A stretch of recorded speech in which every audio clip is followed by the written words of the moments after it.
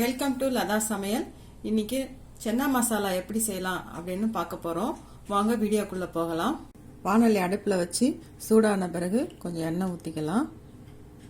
எண்ணெய் சூடான பிறகு ஒரு சின்ன சைஸ் பட்டை, 2 பிரிஞ்சி இலை, ஒரு ஏலக்காய், 3 கிராம்பு போட்டுக்கலாம். அது கூடவே கொஞ்சம் பெருஞ்சீரகம் போட்டுக்கலாம். நல்லா பொரிஞ்ச பிறகு வெங்காயம் போட்டுக்கலாம். இது ஒரு பெரிய சைஸ் வெங்காயம், இந்த சைஸ் வெங்காயம், இது ஒன்று போதும். இதுதான் அரைஞ்சி போட்டிருக்கேன் நான். அதில் இது நல்லா வதங்கட்டும். உப்பு கொஞ்சம் சேர்த்துக்கலாம். வெங்காயம் நல்லா வதங்கிடுச்சு. இப்போ ஒரு ஸ்பூன் இஞ்சி பூண்டு பேஸ்ட் போட்டுக்கலாம். அதை நல்லா வதக்கலாம். அந்த பச்சை வாசனை போகிற வரைக்கும் நல்லா வதக்கிக்கலாம். நல்லா பச்சை வாசனை போயிடுச்சுங்க. இப்போ கொஞ்சம் மஞ்சத்தூள் சேர்த்துக்கலாம். மஞ்சத்தூள் போட்ட பிறகு கொஞ்சம் கரம் மசாலா போட்டுக்கலாம். கொஞ்சம் மிளகாத்தூள் சேர்த்துக்கலாம். இது வந்துங்க வீட்டில் அரைச்ச மிளகாத்தூள். இதில் மிளகு மல்லி எல்லாம் கலந்து இருக்கும். அந்த தூள் நான் போடுறேன். இப்போ நல்லா வதக்கிக்கலாம். இப்போ மசாலாலாம் ஒன்று சேர்ந்து நல்லா வதங்கி வந்துடுச்சுங்க. அந்த பச்சை வாசனைலாம் போயிடுச்சு. இப்போ நான் 2 தக்காளி அரைச்சி வச்சுருக்கேன். 2 சின்ன சைஸ் தக்காளி.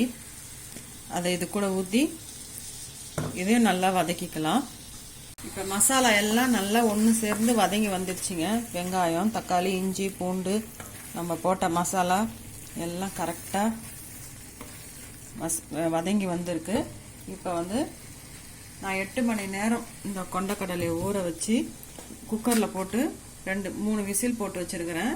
நல்லா இந்த அளவுக்கு அமுக்கின உடனே இப்படி அமுங்குற அளவுக்கு இருக்கணும் கொண்டக்கடலை. இதில் பாதி எடுத்து தக்காளி அரைச்ச அதே ஜார்லேயே ஒரு கால்வாசி போட்டு வச்சுருக்கிறேன். இதை கடைசியாக ஒரு மிக்சியில் ஒரு ஓட்டு ஓட்டி கடைசியாக அது கூட கலந்துக்கணும். இப்போ என்ன செய்ய போகிறேன், இந்த கொண்டக்கடலையே இது கூட இப்போ நான் சேர்க்க போகிறேன். இந்த தண்ணியோடு சேர்த்துருங்க. கொண்டக்கடலை வேக வச்ச தண்ணியில் நிறையா சத்து இருக்கும். அதை கீழே ஊற்ற தேவையில்ல. அது கூடயே சேர்த்து நல்லா இப்போ ஊற்றியாச்சு. இது நல்லா ஒரு கொதி வரட்டும். இப்போ நல்லா கொதிச்சு வந்துடுச்சுங்க. இப்போ நம்ம அரைச்சி வச்சுக்கிற இந்த மீதி இருந்த சென்னாவை இதில் கலந்துக்கலாம். நல்லா மிக்ஸ் பண்ணி இதுவும் ஒரு 2-3 நிமிஷம் கொதிக்கட்டுங்க.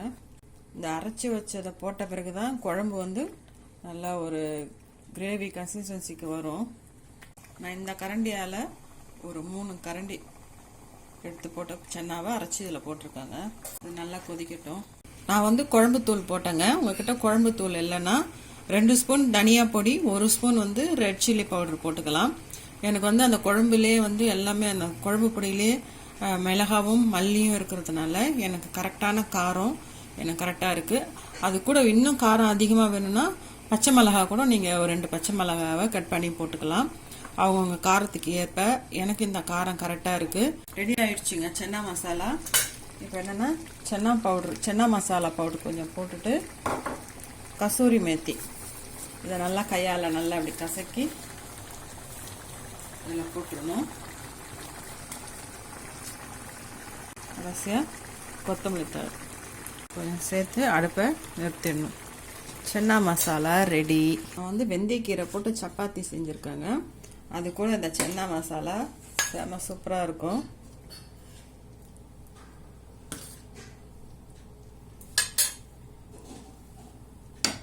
பாருங்கள் எவ்வளோ சூப்பராக இருக்குது. நீங்களும் இதே மாதிரி செஞ்சு பாருங்கள். ரொம்ப ரொம்ப நல்லாயிருக்கும். இது சப்பாத்தி கூட, பூரி கூட, மசாலா தோசை, நெய் தோசை எல்லாத்துக்கும் கூட நல்ல பெஸ்ட்டாக போகுது.